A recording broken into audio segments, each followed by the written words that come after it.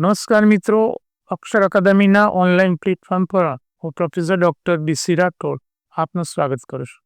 મિત્રો, બંધારણની કલમોના પરિચય અન્વયે આજે કલમ નંબર 171ની જોગવાઈઓ આપણે જોઈશું. જોઈએ વિગતો. હા મિત્રો, કલમ નંબર 171 પરીક્ષા માટે મોસ્ટ આઈએમપી છે.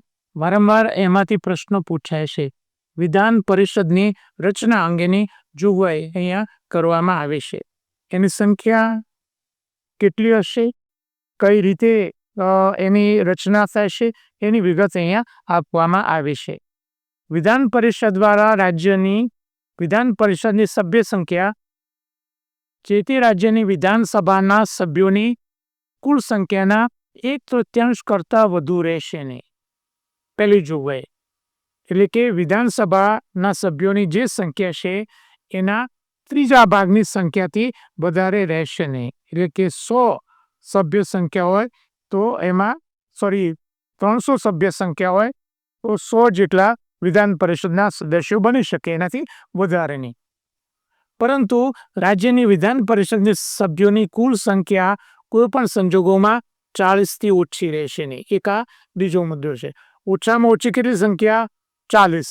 વધુમાં વધુ કેટલી સંખ્યા? વિધાનસભાના જે સભ્યો છે એના 1/3 જેટલી સંખ્યા.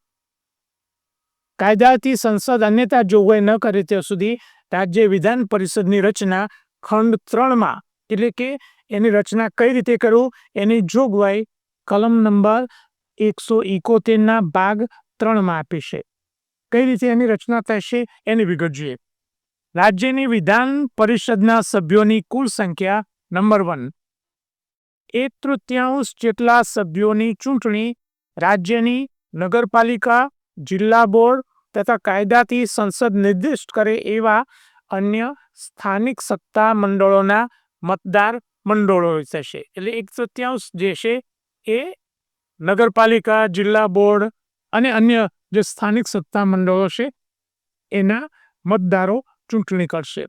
જોઈએ બી 1/12 એટલે 1/12 જેટલા સભ્યોની ચૂંટણી ભારતના રાજ્ય ક્ષેત્રની કોઈ પણ યુનિવર્સિટીને ઓછામાં ઓછી 3 વર્ષથી સ્નાતક હોય અથવા સંસદે કરેલા કાયદાથી કે કોઈ હેઠળ યુનિવર્સિટીની સ્નાતકની લાયકાતોને સમક્ષ ધરાવતી ઓછામાં ઓછા 3 વર્ષથી એટલે કે એમાં 1/12 જેટલા જે સભ્યો છે એની નિમણૂક જે યુનિવર્સિટીના જે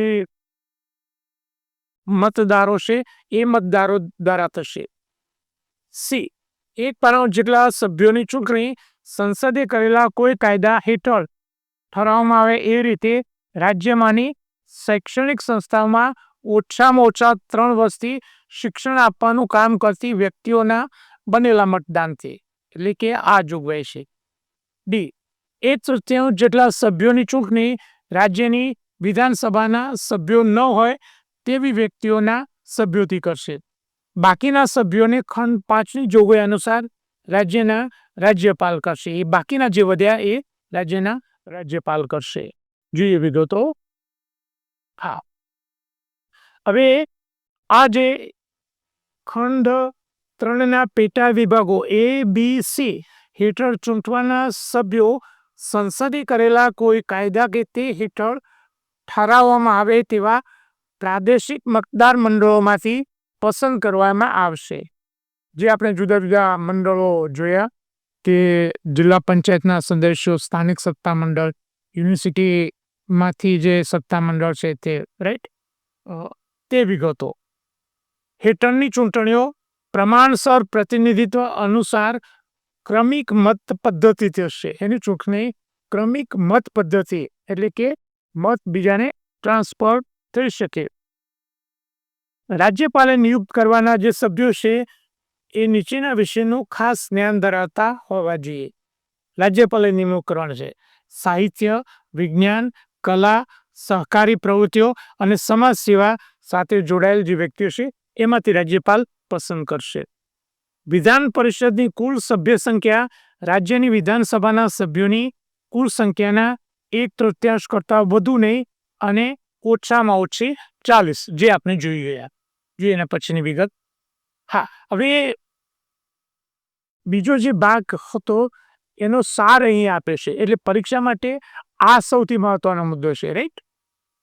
રાજ્ય વિધાન પરિષદના સભ્યોની ચૂંટણી નિયુક્તિ આ પ્રમાણે જાય છે.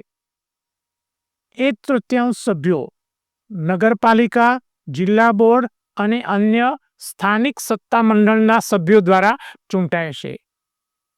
1/3 સભ્યો તેના દ્વારા.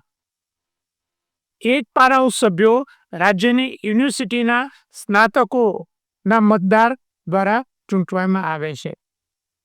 1/2 સભ્યો માધ્યમિક કે તેથી ઉચ્ચ કક્ષાની શૈક્ષણિક સંસ્થાના શિક્ષકો દ્વારા ચૂંટવામાં આવે છે. 1/3 સભ્યોની ચૂંટણી વિધાનસભાના સભ્યો દ્વારા. એટલે એમાંથી જે ત્રીજા ભાગના છે એની ચૂંટણી કોણ કરે છે? જે તે રાજ્યની વિધાનસભાના જે સદસ્યો છે એ દ્વારા. બાકીના 1/6 સભ્યોની નિયુક્તિ રાજ્યપાલ કરે છે, જે સાહિત્ય, કલા, વિજ્ઞાન, સહકારી પ્રવૃત્તિ કે સમાજ સેવાનો જ્ઞાન કે પ્રત્યક્ષ અનુભવ ધરાવતી રાજ્યની વ્યક્તિઓ. એ પાછી જે તે રાજ્યની વ્યક્તિઓ હોય. એટલે કઈ રીતે નિમણૂક થાય છે એ માટે આ જે સમરી છે એ પરીક્ષા માટે મોસ્ટ આઈએમપી છે, જે વારંવાર એમાંથી પૂછાય છે. એટલે એ મુદ્દો તમારે ધ્યાનમાં રાખવાનો છે.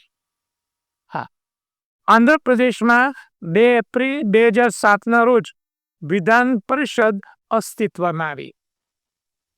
જમ્મુ કાશ્મીર રાજ્યનું લદ્દાખ અને જમ્મુ કાશ્મીર સંઘ પ્રદેશમાં વિભાજન થતા જમ્મુ કાશ્મીરમાં જે વિધાન પરિષદ હતી એ રદ કરી. અગાઉ જમ્મુ કાશ્મીરમાં વિધાન પરિષદ હતી એને રદ કરવામાં આવી. વિધાન પરિષદમાં રાજ્યોની વિધાન પરિષદની સભ્ય સંખ્યા આ પ્રકારે છે. કયા રાજ્યમાં વિધાન પરિષદની સંખ્યા કેટલી છે એની વિગતો આપી છે. કોઈક વાર પરીક્ષામાં પૂછાય છે. ઉત્તર પ્રદેશમાં એ સંખ્યા કેટલી છે? 100, સૌથી વધુ છે. મહારાષ્ટ્રમાં 78, તેલંગાણામાં 40, બિહારમાં 75, કર્ણાટકમાં 75 અને આંધ્રપ્રદેશમાં એ સંખ્યા 53ની છે. વધુમાં મિત્રો બંધારણ અંગેના અમારા આ 2 પુસ્તકો છે, ભારતનું બંધારણ અને રાજ્ય વ્યવસ્થા, જે વનલાઇનર અને એમસીક્યુ સ્વરૂપે છે. જ્યારે બીજું પુસ્તક ભારતનું બંધારણ અને રાજ્ય વ્યવસ્થા, જે ડિટેલમાં સ્ટડી માટે છે. આ ઉપરાંત અમારી 2 ટેલિગ્રામ ચેનલ છે.